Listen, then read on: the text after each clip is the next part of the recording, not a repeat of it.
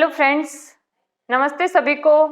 तो आप सभी का फिर से मैं मेरे YouTube चैनल पर स्वागत करती हूं। और आपको पता है कि इतने दिनों से जो है वो चैनल पर मैथ्स की क्लासेस चल रही थी, जनरल मैथ्स की क्लासेस जो है वो आपको चल रही थी।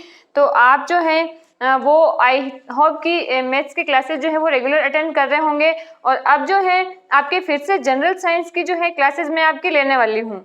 वापस से जो है वो जनरल साइंस की क्लासेस में आपकी लेने वाली हूँ, जिसमें हम पढ़ेंगे जनरल साइंस। जिसमें हम क्या पढ़ेंगे? General science. तो यदि हम जनरल साइंस की बात करते हैं तो इसमें साइंस के तीनों पार्ट आते हैं। जो बायोलॉजी होता है सब्जेक्ट, उसके तीनों जो पार्ट होते हैं वो इसमें आते हैं। तो उसमें हम देखते हैं कि जीव विज्ञान, उसमें हम देखते हैं जीव विज्ञान। इसके अलावा उसमें हम देखते हैं रसायन विज्ञान। इसके अलावा उसमें हम देखते हैं रसायन विज्ञान, केमिस्ट्री। यानी कि जो जनरल टॉपिक होते हैं वो इन तीनों सब्जेक्ट के होते हैं। तो जीव विज्ञान, रसायन विज्ञान और भौतिक विज्ञान। और क्या हो जाएगा? भौतिक विज्ञान। ये तीनों जो सब्जेक्ट होते हैं साइंस के, बायोलॉजी के अंदर, वो तीनों जो सब्जेक्ट हैं वो इसमें पूछे जाते हैं। और आपको पता ही है कि आने वाले टाइम में जो है वो कांस्टेबल का एग्जाम होने वाला है। इसके अलावा आरपीएससी फर्स्ट ग्रेड का एग्जाम होने वाला है। इसके अलावा रीट की भी वापस से वैकेंसी आ गई है, तो इसमें भी जो है आपकी साइंस पूछी जाएगी। तो आने वाले बहुत सारे ऐसे एग्जाम हैं जिसमें आपके जो है इस साइंस से रिलेटेड क्वेश्चन पूछे जाएंगे।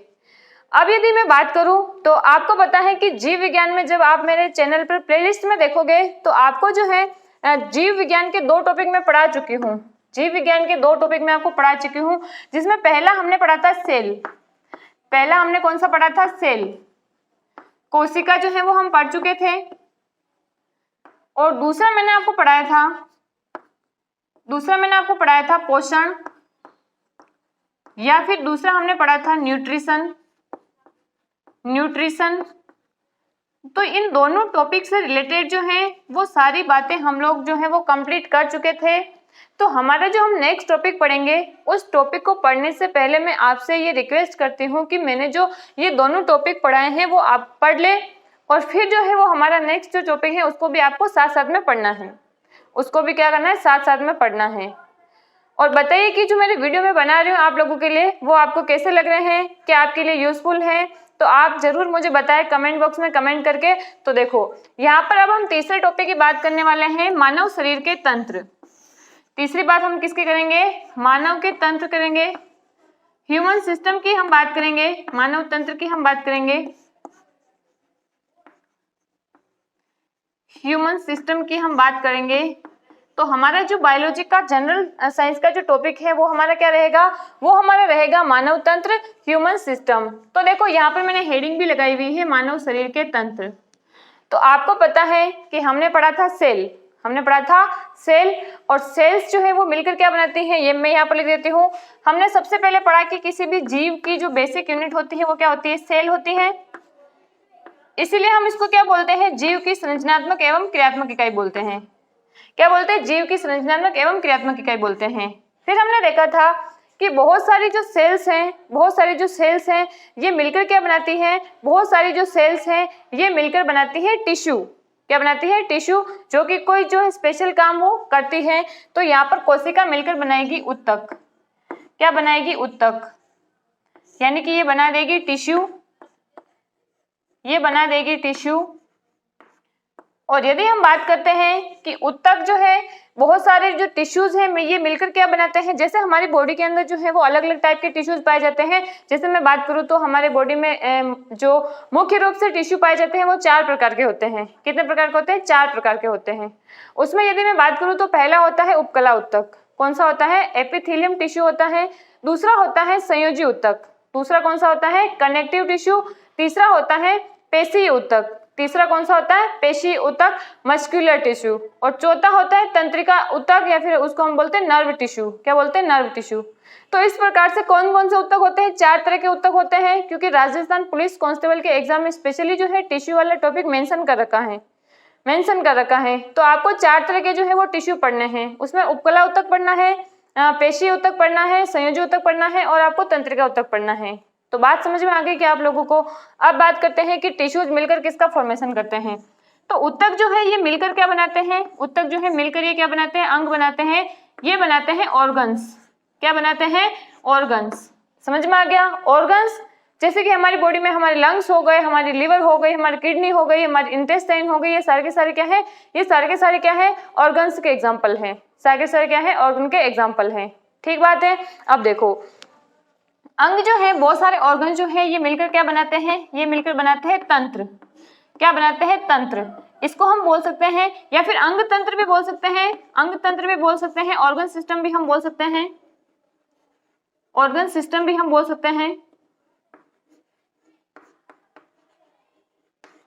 तो अंग तंत्र, तो यहाँ पर हम जो तंत्र की बात करते हैं ना, उन्हीं को हम क्या बोलते हैं? सिस्टम भी बोल सकते हैं या फिर हम तंत्र भी बोल सकते हैं।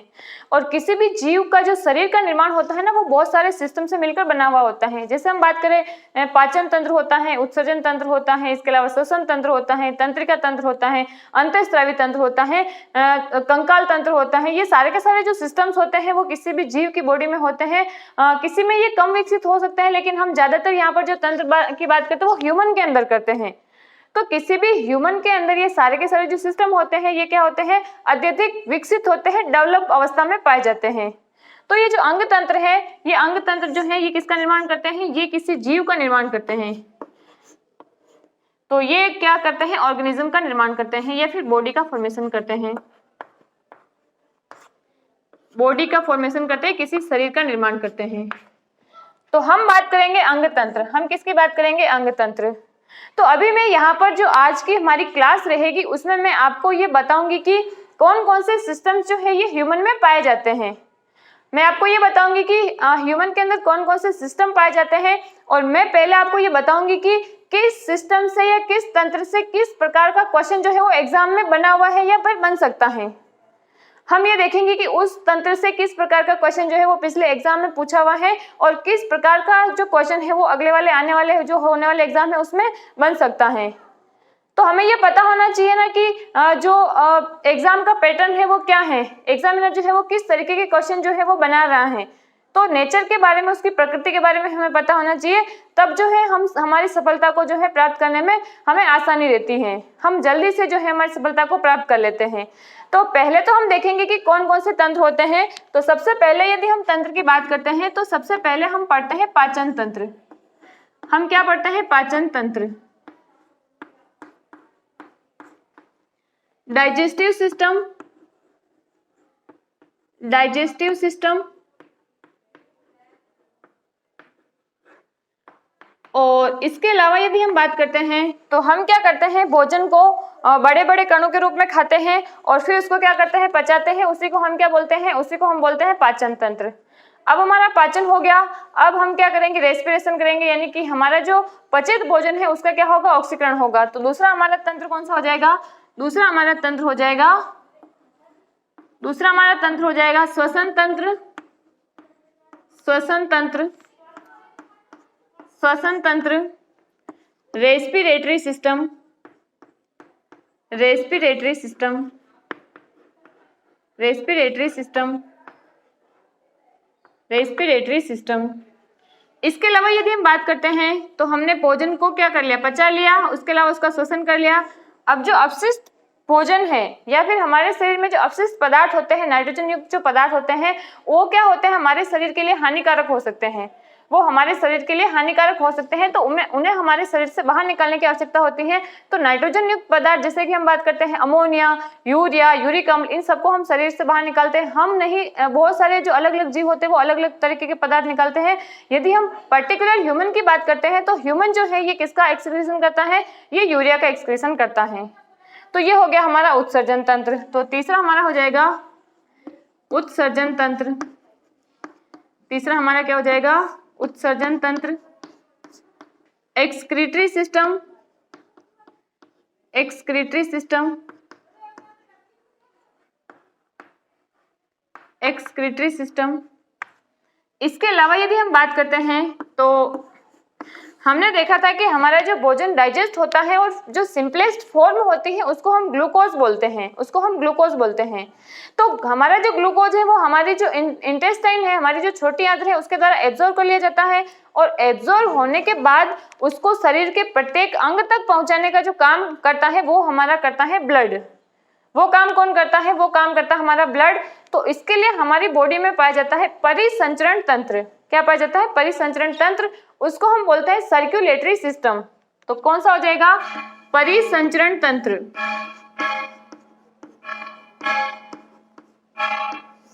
परिसंचरण तंत्र,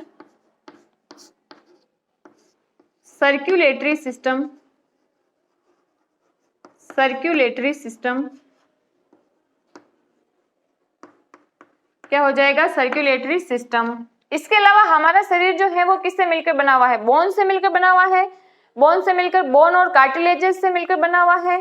तो हमारा शरीर का जो ढांचा बना हुआ है, वो ढांचा जो है बना हुआ है बोन से, और उस तंत्र को हम क्या बोलते हैं? उस तंत्र को हम बोलते हैं कंकाल तंत्र। उस तंत्र को हम क्या बोलते हैं? कंकाल तंत्र। तो नेक्स्ट हमारा जो सिस्टम है वो कौन सा हो जाएगा? कंकाल तंत्र। कौन सा हो जाएगा? कंकाल तंत्र। Skeletal system, skeletal system, skeletal system, skeletal system पाया जाता है। इसके अलावा यदि हम बात करते हैं तो हमारे शरीर में क्या होती है? विभिन्न तरह की क्रियाएं होती है, कंट्रोल होती है। हम जो है वो संवेदनाएं या फिर इंफॉर्मेशन जो है वो एनवायरनमेंट से हम ग्रहण करते हैं और हम उसके प्रति क्या करते हैं? रेस्पॉन्स करते हैं। उसके प्रति हम क्या करते हैं? रेस्पॉन्स करते हैं, प्रतिक्रिया करते हैं। तो इस तरीके से हमारा जो दिमाग काम करता है, हम जो किसी भी क्रिया का क्या करते हैं? रेस्पॉन्स करते हैं, ये सारा जो नियंत्रण करता है। तो नियंत्रण और समन्वय हमारी बॉडी के अंदर जो कोऑर्डिनेशन होता है ऑर्गन्स के बीच में, वो किसके द्वारा होता है? वो दो तंत्र मिलकर करते हैं। वो दो तंत्र मिलकर करते हैं। और उन दो तंत्रों में एक तो है हमारा तंत्रिका तंत्र, एक तो है हमारा तंत्रिका तंत्र। ये दोनों मिलकर काम करते हैं ना।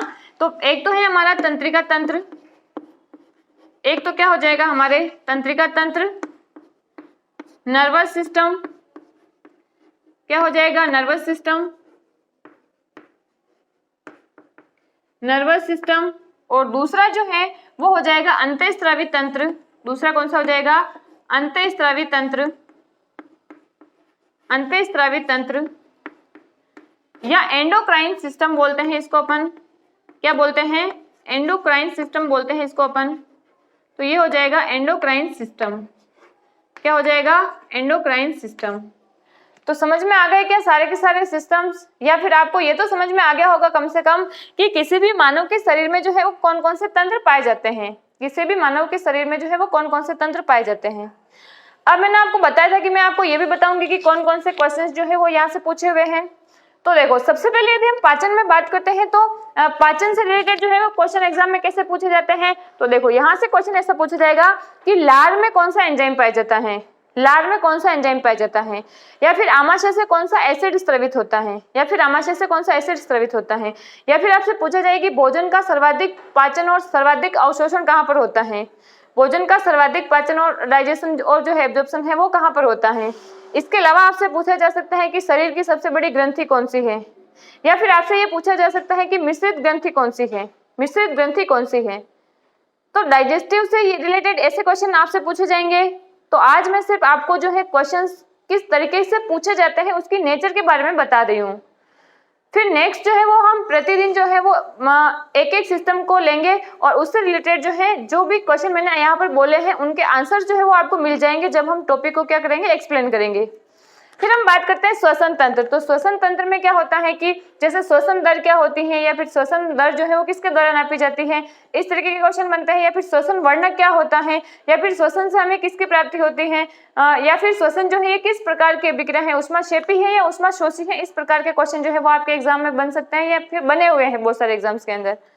फिर देखो उत्सर्जन तंत्र। तो उत्सर्जन तंत्र में आपसे ये पूछा जा सकता है कि मनुष्य के अंदर जो है वो मुख्य उत्सर्जी अंग कौन से हैं, मुख्य उत्सर्जी अंग कौन से हैं। या फिर आपसे ये पूछा जा सकता है कि जो हमारी किडनीज होती है उसकी फंक्शनल और स्ट्रक्चरल यूनिट कौन सी है, वृक्क की क्रियात्मक एवं संरचनात्मक इकाई कौन है, ये आपसे पूछ सकते हैं। इसके अलावा आपसे ये पूछ सकते हैं कि यूरिया का संगठन क्या होता है, यानी कि यूरिया में कौन कौन से पदार्थ होते हैं, यूरिया का पीएच कितना होता है। या फिर आपसे पूछा जा सकता है कि यूरिया का पीला रंग जो होता है वो किस वजह से होता है। तो इस प्रकार के क्वेश्चन जो है वो आपके बन सकते हैं। फिर हम बात करते हैं परिसंचरण तंत्र। तो परिसंचरण तंत्र में हम मुख्यतः पढ़ते हैं ब्लड। मुख्यतः हम पढ़ते हैं, एक तो हम पढ़ते हैं हमारा हृदय, क्योंकि हमारा हृदय क्या करता है, ब्लड को पंप करता है, ब्लड को पंप करता है, तो हम हृदय के बारे में पढ़ते हैं। इसके अलावा हम मेनली जो पढ़ते हैं और हमारे एग्जाम में जो क्वेश्चन पूछे जाते हैं वो बनते हैं ब्लड से। कहाँ से बनते हैं? ब्लड से बनते हैं। तो रक्त में ये पूछा जाता है कि रक्त में कौन कौन से पार्ट होते हैं, फिर ये पूछा जाता है कि प्लाज्मा कितने % होता है, कणिकाएं कितने % होती हैं, या फिर आरबीसी का जीवन काल कितना होता है, या फिर रक्त में ऐसी कौन सी कणिकाएं होती हैं जो हमारे शरीर में प्रतिरक्षा का काम करती है, इम्यूनिटी का काम करती है, इस तरीके के क्वेश्चन बनते हैं। या फिर जो ब्लड के टाइप्स ऑफ ब्लड ग्रुप है वो पूछ सकते हैं कि सार्वत्रिक दाता कौन है और सार्वत्रिक ग्रही कौन सा है, इस तरीके के क्वेश्चन आपसे बन सकते हैं। या फिर रक्त समूह की खोज किसने की थी, इस तरीके के क्वेश्चन आपसे पूछे जाएंगे। फिर यदि हम बात करते हैं कंकाल तंत्र की, तो कंकाल तंत्र से बहुत कम क्वेश्चन पूछे जाएंगे आपसे। कंकाल तंत्र से रिलेटेड जो है वो 2-3 क्वेश्चन ही एग्जाम में बनेंगे। उसमें ये बनेगा कि वयस्क में अस्थियों की संख्या होती है, वयस्क में बोन्स की संख्या कितनी होती है, इस तरीके का क्वेश्चन बनेगा। या फिर आपके बनेगा कि बोन और बोन को जोड़ने का काम कौन करता है, या फिर बोन को मसल से यानी कि अस्थि को पेशी से जोड़ने का काम कौन करता है, या फिर सबसे छोटी अस्थि कौन सी है, या फिर सबसे बड़ी अस्थि कौन सी है, इस तरीके के क्वेश्चन आपसे बनेंगे। फिर यदि मैं बात करूं तो तंत्रिका तंत्र, नर्वस सिस्टम, तो तंत्रिका तंत्र में जो है आपसे क्वेश्चन जो है वो ब्रेन से पूछे जाएंगे। एक तो आपको ये पूछ लेंगे कि तंत्रिका तंत्र की संरचनात्मक एवं क्रियात्मक इकाई क्या है। तंत्रिका तंत्र से आपसे क्या पूछ लिया जाएगा कि तंत्रिका तंत्र की संरचनात्मक एवं क्रियात्मक इकाई क्या है, ये पूछ सकते हैं। या फिर ब्रेन से पूछ सकते हैं कि मस्तिष्क का सबसे बड़ा भाग कौन सा है, क्या पूछेंगे, मस्तिष्क का सबसे बड़ा भाग कौन सा है, या फिर तापमान नियंत्रण का काम कौन करता है, या फिर जो है संतुलन का काम कौन करता है, इस तरीके के क्वेश्चन पूछ सकते हैं। फिर आपके जो है अंतःस्रावी तंत्र जो है, इसमें क्या होती है, विभिन्न प्रकार की अंतःस्रावी ग्रंथियां होती है, एंडोक्राइन ग्लैंड होती है, जो कि किसका स्रावन करती है, जो कि हार्मोन का स्रावन करती है, जो कि हार्मोन का स्रावन करती है। और ये हार्मोन्स जो होते हैं, अलग अलग हार्मोन जो है वो क्या करता है, अलग अलग कार्य करता है, अलग अलग हार्मोन जो है ये अलग अलग कार्य करता है। तो मैंने आपके सामने एक पिक्चर क्लियर कर दी कि हम जो मानव तंत्र पढ़ते हैं ना, उस मानव तंत्र में किस तंत्र से किस प्रकार का क्वेश्चन बनता है, उसमें किस तरीके के मानव तंत्र से किस तरीके का क्वेश्चन बनता है। तो हालांकि मैं यहाँ पर क्योंकि साइंस से रिलेटेड आपसे बात कर रही हूँ तो मैं आपको अच्छे से बता सकती हूँ कि किस तरीके के क्वेश्चन बनते हैं, लेकिन कोई सा भी सब्जेक्ट हो, उसमें आप कोई सा भी टॉपिक पढ़ रहे हो, कोई सा भी सब्जेक्ट हो और कोई सा भी टॉपिक आप पढ़ रहे हो, तो आपको उस टॉपिक से एग्जाम में किस तरीके का क्वेश्चन जो है वो बन सकता है, इसकी नेचर के बारे में नॉलेज होना बहुत जरूरी है, जो कि एग्जाम में आपके सिलेक्शन होने के चांसेस को बढ़ा देता है, जो कि एग्जाम में आपके सिलेक्शन होने के चांसेस को बढ़ा देता है। तो आई होप कि आपको ये समझ में आया होगा कि जो मानव तंत्र जो हम पढ़ने वाले हैं, इससे किस तरीके के क्वेश्चन जो है वो एग्जाम में बन सकते हैं, किस तरीके के क्वेश्चन जो है वो एग्जाम में बन सकते हैं। तो अब हम हमारी नेक्स्ट क्लास से ये देखेंगे कि इन तंत्रों के अंदर डिटेल के अंदर क्या क्या चीजें होती हैं। जो सारे के सारे क्वेश्चन मैंने आपके सामने रखे ना, उनसे किस तरीके के क्वेश्चन जो है वो बनते हैं, वो मैंने आपके सामने पिक्चर क्लियर कर दी और इनको हम क्या करेंगे, एक्सप्लेनेशन के द्वारा समझेंगे। तो आप जो हमारी आने वाली क्लासेस है उनके लिए कितना एक्साइटेड हो, किस तरीके से आपके लिए क्लासेस जो है वो यूजफुल हैं। और वैसे तो मेरी क्लासेस जो है वो कंटिन्यू रहेगी। यदि आपको क्लासेस अच्छी लग रही हो तो प्लीज़ आप कमेंट करके ज़रूर बताएं, ताकि मुझे जो है थोड़ा मोटिवेशन मिले और आपके लिए मैं जो है वो बेटर से बेटर कर सकूं। यूट्यूब के माध्यम से जो है आप जनरल साइंस पढ़ सको, क्योंकि बहुत सारे स्टूडेंट्स जो होते हैं वो साइंस को बहुत टफ मान लेते हैं, लेकिन यदि हम सिस्टम से चले तो हमें कहीं पर भी समस्या नहीं आती है और हमारे कंसेप्ट जो है वो भी टॉपिक बाय टॉपिक जो है वो क्लियर होते चलते हैं। टॉपिक जो है वो भी जो हमारा सब्जेक्ट है वो भी टॉपिक वाइज टॉपिक जो है वो कंप्लीट हो जाता है। तो आज के लिए इतना ही। Thank you friends, thank you very much.